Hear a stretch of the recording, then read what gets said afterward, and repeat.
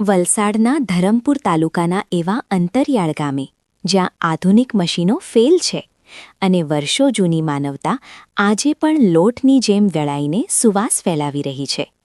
વાત છે પાંડવ ખડક ગામની, જ્યાં એક વ્યક્તિની ઉદારતાએ આખા ગામ માટે સેવાનું અનોખું ઉદાહરણ પૂરું પાડ્યું છે. આજના ફાસ્ટ યુગમાં લોકો પાસે સમય નથી અને ટેકનોલોજી વગર કામ થતું નથી. બજારમાં જાતજાતની ઇલેક્ટ્રિક ઘરઘંટીઓ મળે છે, પણ ધરમપુરના પાંડવ ખડક ગામે એક એવી આદિ જમાનાની હાથઘંટી છે જે આજે પણ અડીખમ છે. ગામના છગનભાઈના ઘરની બહાર મુકાયેલી આ ઘંટી માત્ર પથ્થરનું સાધન નથી, પણ ગરીબ આદિવાસી પરિવારો માટે આશીર્વાદ સમાન છે.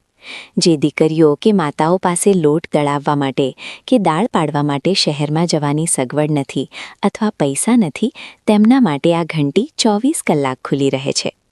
સૌથી પ્રેરણાદાયી બાબત એ છે કે છગનભાઈ કે તેમનો પરિવાર ઘરે ન હોય અને ઘરને તાળું મારેલું હોય તો પણ આ ઘંટી ઘરની બહાર હોવાથી કોઈ પણ ગ્રામજન તેનો ઉપયોગ કરી શકે છે. અહીં કોઈ ફી નથી, કોઈ રોકટોક નથી, બસ નિસ્વાર્થ ભાવે કરાતી સેવા છે.